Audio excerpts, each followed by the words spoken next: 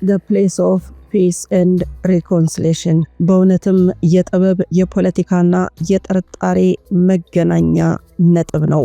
በኖርማን ፎስተር የተነደፈው ይህ ህንፃ በውስጡ ያሉትን እውነታዎችና ከጀርባው የሚነሱትን ሚስጥራዊ አስተሳሰቦችም እንደዚህ እንፈትሸዋለን። የብርሃንና የጠላው ፍልሚያ፣ የሰላምና የእርቁ ቤተ መንግስት ይሉታል። በመካከለኛው እስያ በረሃ ሜዳ ላይ ልክ እንደ ግብጽ ፒራሚዶች ግዙፍ የሆነ ነገር ግን ከዘመናዊ ብርጭቆና ብረት የተሰራ ድንቅ ጥበብ ጎልቶ ይታያል። ይህ ህንፃ በዓለም ዙሪያ ያሉ የሃይማኖት መሪዎች፣ የፖለቲካ ሰዎችን በአንድ ጥላ ስር ለመሰብሰብ ታስቦ የተገነባ የሰላም ተምሳሌት ነው ይባልለታል። ኖርማን ፎስተር ይህን ህንፃ ሲነድፈው በወርቃማው ልክ ጎልደን ሬሾ ላይ ተመስርቶ ነው። ህንፃው 3 ዋና ዋና ክፍሎች አሉት። የታችኛው ክፍል ወይ ደግሞ ጨለማው ክፍል 1500 ሰዎችን የሚይዝ የኦፔራ ቤት ሲሆን የመሬት ውስጥ ወይም የሰው ልጅ ቁሳዊ ህይወት ተምሳሌት ተደርጎ ይወሰዳል። የመካከለኛው ክፍል መገናኛው ደግሞ የዓለም ሃይማኖት መሪዎች የሚሰበሰቡበት ክብ ጠረጴዛ ያለበት አዳራሽ ነው። የላይኛው ጫፍ ደግሞ ብርሃኑ ሙሉ በሙሉ በብርጭቆ የተሸፈነ የርግብ ምስሎች ያረፉበትና የፀሐይ ብርሃን በቀጥታ የሚገባበት የሰላም ማማ ነው። ብዙዎች ይህን ህንፃ የሰይጣን አምልኮ ወይም የአዲሱ ዓለም ስርዓት ኒው ወርልድ ኦርደር ማዕከል ነው ብለው የሚያምኑባቸው ምክንያቶች አሏቸው። የፀሐይ አምልኮ ሰን ወርሺፕ፣ በፒራሚዱ አናት ላይ ያለው ብርጭቆ የተሰራው ፀሐይን በሚያወድስ መልኩ ነው። ተቾች ይህ የጥንታዊ ኢሉሚናንቲ ምልክት ነው ይላሉ። የፒራሚዱን ሼፕ ደግሞ ፒራሚድ በታሪክ ኃይል ፓወር ምልክት ነው። ከታች ሰፊ ሆኖ ወደ ላይ ሲጠብ ጥቂት ልሂቃን ወይም ደግሞ ኤሊት ብዙሃኖች እንደሚያወሩት ያሳያል የሚል ትርጉም ይሰጡታል። ሃይማኖቶችን ማዋሃድ፣ ይሄ ነው አደገኛው። ታዲያ ልክ እንደ አቡዳቢው አብርሃሚክ ፋሚሊ ሃውስ ይህ ህንፃ ሁሉንም ሃይማኖቶች አንድ ለማድረግ ዩኒቨርሳል ሪሊጅን መሞከሩ በመጽሐፍ ቅዱስ ትንቢት ላይ ለሚነገረው የሐሰተኛው መሲህ መንገድ ጠራጊ ነው ተብሎ ይጠረጠራል። ሳይንሳዊና ፖለቲካዊ እይታውን እንፈትሸው፣ ጥልቅ ምርመራ እናድርግ። እውነት ወይስ ቅዠት? ካዛኪስታን ይህንን ህንፃ የገነባችው ራሷን የዓለም የሰላም መድረክ ለማድረግ ነው። ሀገሪቱ ከ100 በላይ ብሔረሰቦችና በርካታ ሃይማኖቶች ያሉባት በመሆኑ እኛ ተቻችለን መኖር ከቻለን ዓለምን ትችላለች የሚል መልእክት ለማስተላለፍ የተጠቀመችበት ዲፕሎማሲ መሳሪያዋ ነው። ለአጥኞች ግን ህንፃው ግልጽ የሆነ ኢሶቴሪክ ምልክቶችን ይዟል። የብርሃን አቅጣጫው፣ የክብ ጠረጴዛውን አቀማመጥና የፒራሚዱን ቅርጽ በጥንታዊ ሚስጥራዊ ማህበራት እንደ ፍሬሚሶን ያሉ ዘንድ ትልቅ ትርጉም ያላቸው ምልክቶች ናቸው። ኖርማን ፎስተር ራሱ መሰል ምልክቶችን በስራዎቹ ላይ ደጋግሞ መጠቀሙ ጥርጣሬውን ያበረታዋል። ይህ ህንፃ ለአንዳንዶች የሰው ልጅ አንድነት ተስፋ ሲሆን፣ ለሌሎች ደግሞ የጨለማው መንግስት ሚስጥራዊ ቤተ መቅደስ ነው። እውነቱ ግን ያለው በተመልካቹ አይንና በሚያምነው እምነት ላይ ነው። ታዲያ ጥልቁን ሚስጥር አብረን እንፈትሸው። ወደዚህ ሚስጥራዊ ፒራሚድ ጠለቅ ብለን እንግባም። የህንፃ ለዓይን ማራኪ ቢሆንም ከጀርባው ያለው ፍልስፍና ግን ለብዙዎች የሚረብሽ የመንፈሳዊ አምባገነንነት ምልክት ተደርጎ ይወሰዳል። እስኪ ፈትፈት አድርገን ሚስጥሮቹንና በውስጡ የሚንቀሳቀሱትን ኃይሎች እንፈትሻቸው። የፒራሚዱ ኢሶቴሪክ ሚስጥሮች። የህንፃ የተገነባው በካዛኪስታን በረሃ ላይ በታቀደችው ኡስታና አሁን ኑር ሱልጣን በሚባለው ከተማ ውስጥ ነው። አስታና ብዙ የሴራ ተንታኞች ዘንድ የኢሉሚናንቲ ዋና ከተማ ይሏታል። የደረጃዎቹ ሚስጥርም ትሪ ሌቨል ይሉታል። ህንፃው የሰው ልጅ የመንፈስን ጉዞ ያመለክታል ተብሎ የታቀደ ቢሆንም በውስጥ ግን ተዋረድን ያሳያል። የግርጌው ክፍል አንደር ወርልድ እዚህ ጋር የኦፔራ ቤቱ ይገኛል። ሙሉ በሙሉ ጨለማና ጥቁር ቀለም የበዛበት ነው። ይህም ተራው ህዝብ በጨለማና በመዝናኛ ተጠምዶ የሚኖርበትን ዝቅተኛውን የንቃተ ህሊና ደረጃ ይወክላል። የመካከለኛው ክፍል ሰን ቴብል፣ እዚህ ነው የዓለም የሃይማኖት መሪዎች የሚቀመጡት። በክፍሉ መሃል ላይ አንድ ትልቅ ክብ ጠረጴዛ አለ። ጠረጴዛው ላይ ደግሞ የፀሐይ ምስል ተቀርጿል። ይህም ታላቁን የብርሃን አምላክ ማምለኪያ እንደሆነ ይነገራል። የጫፉ ክፍል ይህ የፒራሚዱ ጫፍ ሲሆን ሙሉ በሙሉ ብርሃን የሚገባበት ነው። እዚህ የሚደርሱት የተመረጡት ጥቂት ሰዎች ብቻ ናቸው። ይህም ጥቂት የበላይ አካላት ዓለምን የሚቆጣጠሩት አይ ኦፍ ፕሮቪደንስ ሁሉንም እዩ አይን ይመለከታል። የኖርማን ፎስተር ሲግኔቸር አርክቴክቱ ኖርማን ፎስተር እንዲህ ያሉ ሚስጥራዊ ምልክቶችን በመጠቀም ይታወቃል። የእርሱ ስራዎች ሁሉ የጥንታዊቷን ግብፅ ሄርሜቲክ ጥበብ ከዘመናዊው ቴክኖሎጂ ጋር ያዋህዳሉ።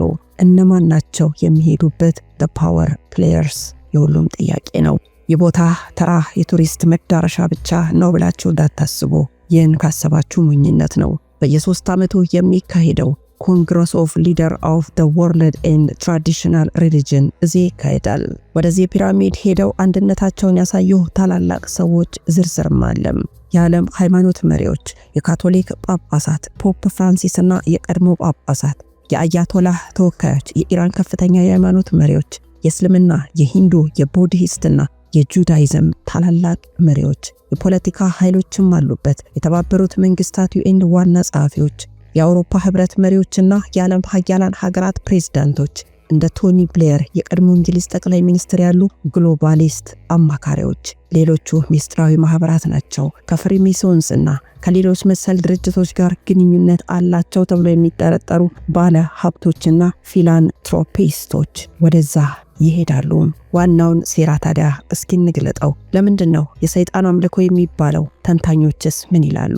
የፒራሚድ ለዓለም ሰላም ሳይሆን አንድ የዓለም መንግስት ዋን ወርልድ ገቨርንመንትና አንድ የዓለም ሃይማኖት ዋን ወርልድ ሪሊጅን ለመመስረት የተቀመጠ ምልክት ነው። በቤተ መቅደሱ አናት ላይ ያለው የፀሐይ ምስልና እርግቦች ጥንታዊውን የሉሲፈር ወይ ደግሞ ብርሃን ሰጪ አምልኮ የሚወክሉ ናቸው። በአቡዳቢው አብርሃሚክ ፋሚሊ ሃውስና በዚህ ፒራሚድ መካከል ያለው ትስስር ግልጽ ነው። ሁለቱም ሃይማኖታዊ ልዩነቶችን አጥፍቶ የሰው ልጅን በአንድ ዓለም አቀፋዊ መንፈስ ስር ለመጠቅለል የሚሰሩ ፕሮጀክቶች ናቸው።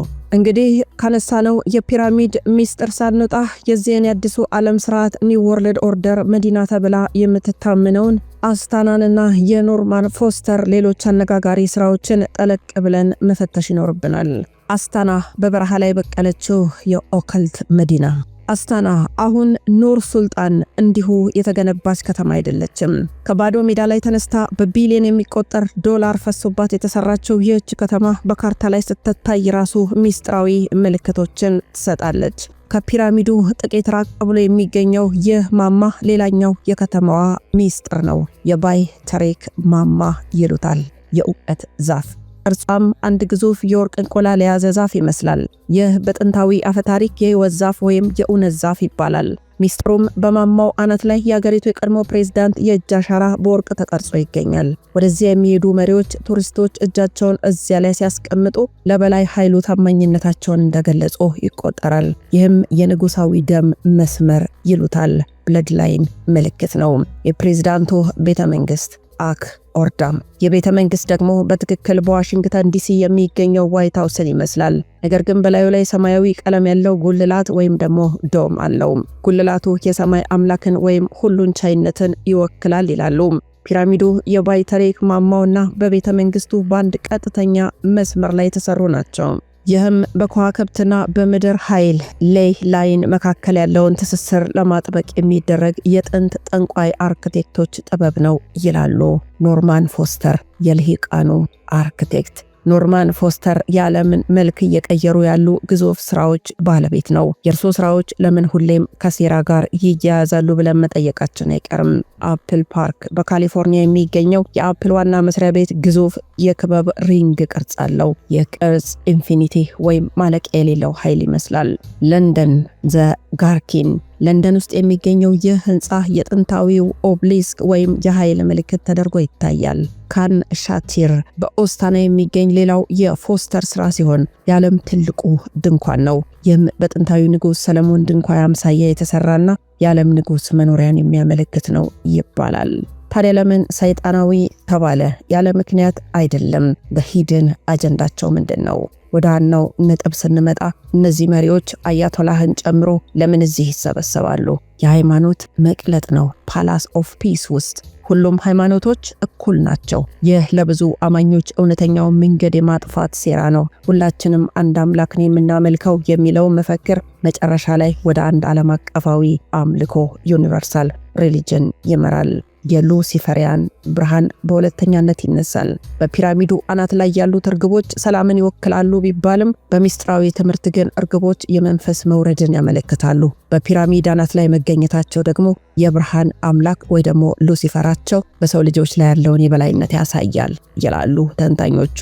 የቁጥጥር ሚስጥር በሶስተኛነት ይነሳል። የፒራሚዱ ልኬቶች ማዕዘኖች በጥንቃቄ የተሰሉ ናቸው። እነዚህ ቁጥሮች ከአጽናፈ ዓለም እንቅስቃሴ ጋር ተስማምተው ኃይልን ለመሳብ እንደሚረዱ ይታመናል። በኦስታና ያለው የፒራሚድ ለዓለም መሪዎች አዲሱ ዘመን ቤተ መቅደስ ነው። እዚያ የሚሄዱት መሪዎች በካሜራ ፊት ስለ ሰላም ቢያወሩም ከጀርባው ግን ዓለምን በአንድ ቁጥጥር ስር የመዋል ግሎባል ሴንትራላይዜሽን አጀንዳ እንዳላቸው ይገመታል። ኖርማን ፎስተር ይህንን የወደፊቱን ዓለም በህንፃዎቹ አማካኝነት ዛሬ ላይ እያሳየን ነው። የፒራሚድ ዝም ብሎ ቤት ሳይሆን የመጪው ዘመን መንፈሳዊና ፖለቲካዊ አቅጣጫን ጠቋሚ ኮምፓስ ነው። ታዲያ ግብጽ በአሁኑ ሰዓት ከካይሮ ውጪ አዲስ ከተማ እየገነባች ነው የሚል ጥያቄ ይነሳል። እዚያም ውስጥ እንደ አስታናው ፒራሚድ ሁሉ ኦብሊስክ ሐውልትና ግዙፍ ኃይል ምልክት ያሉባቸው ህንፃዎች የተሰሩ ነው። ግንኙነቱ የሚያለም መሪዎች ከምዕራባውያን እስከ አረብ ሀገራት እዚህ ፕሮጀክት ላይ ቢሊዮን ዶላሮችን እያፈሰሱ ነው። ሚስጥራቸውም ይህ ከተማ ስማርት ሲቲ ነው ይባላል። ነገር ግን በውስጥ ያለው የክትትል ወይ ደግሞ ሰርቪላንስ ቴክኖሎጂና የህንፃዎቹ አቀማመጥ የሰው ልጅ ሙሉ በሙሉ በዲጂታል ቁጥጥር ስር ለማዋል የታቀደ ዲጂታል እስር ቤት ነው የሚሉ ተንታኞች አሉ። የግብፁ አዲሱ ፒራሚድና ኢኮኖሚክሱ ሴራም፣ ዘ ግሬት ሪሴትና የገንዘብ ሚስጥሩ፣ እነዚህ የኖርማን ፎስተር ድንቅ ስራዎች ፒራሚዶች፣ ግዙፍ ከተሞች ዝም ብለው ለውበት አይደለም የተገነቡት። የዓለም የኢኮኖሚ ፎረም ወርልድ ኢኮኖሚክ ፎረም መሪዎች ምንም ነገር አይኖርህም ግን ደስተኛ ትሆናለህ ይላሉ። you will own nothing and be happy የሚሉትን መፈክር ተግባራዊ ለማድረግ መሸጋገሪያ ድልድይ ናቸው። የአንድነታቸው ምልክት በፒራሚድ ውስጥ የሚሰበሰቡት መሪዎች አንድ አምላክ ብቻ ሳይሆን አንድ ዲጂታል ገንዘብ ግሎባል ዲጂታል ከረንሲ ለመፍጠር ይስማማሉ። ቁጥጥሩም ፒራሚዱ የኃይል ተዋረድን እንደሚወክል ሁሉ የወደፊቱ ዓለምን ጥቂት አምላክ መሰል ባለሀብቶችና መሪዎች ከላይ ሆነው ቀሪውን ህዝብ በቴክኖሎጂ የሚቆጣጠሩበት ይሆናል ተብሎ ይታመናል። አያቶላህና ሌሎች ለምን ይሳተፋሉ ብላችሁ ጠይቃችኋል? ጥያቄያችሁ ልክ ነው። አያቶላህን ጨምሮ ብዙ ጊዜ ጠላት ይመስላሉ። ለምሳሌ ኢራንና አሜሪካ ጠላት ይመስላሉ። ነገር ግን በዚህ ሚስጥራዊ የፒራሚድ ስብሰባዎች ላይ ሲገኙ የሚከተሉትን ነገሮች ያሳያሉ። ከመጋረጃ ጀርባ እነዚህ ሁሉ አንድ ናቸው። በፖለቲካ ቢጣሉም ለአዲሱ ዓለም ስርዓት ኒው ወርልድ ኦርደር ግንባታ ሁሉም የድርሻቸውን ይወጣሉ። የሃይማኖት የበላይነት፣ ሁሉም መሪዎች የራሳቸውን ህዝብ ወደ ዓለም አቀፋዊ መንፈሳዊነት ዩኒቨርሳል ስፒሪቹዋሊቲ እንዲያመጡ ግፊት ይደረግባቸዋል። የቴክኖሎጂ ተገዥነት፣ ሁሉም ሀገራት የሰው ልጅ ማንነት አይደንቲቲ የሚቆጣጠሩበትን ባዮሜትሪክ ሲስተም እንዲዘረጉ በእነዚህ ሚስጥራዊ ማዕከላት ስምምነት ይደረጋል። እንግዲህ ኖርማን ፎስተር የሰራው ያ ፒራሚድ የሰው ልጅ ታሪክ የሚቀየርበት ላብራቶሪ ነው። እዚያ የሚደረጉት ስርዓቶች ወይ ደግሞ ሪቹዋልስና ስምምነቶች በሚቀጥሉት 20ና 30 ዓመታት ውስጥ በምድር ላይ የሚታየውን አምባገነናዊ የቴክኖሎጂ አገዛዝ የሚወስኑ ናቸው። ፒራሚዱ ጫፍ ላይ ያለው ብርሃን ለጥቂቶች ሲሆን በግርጌው ያለው ጨለማ ግን ለብዙሃኑ ነው፣ ለእንደኛ አይነቱ ማለት ነው።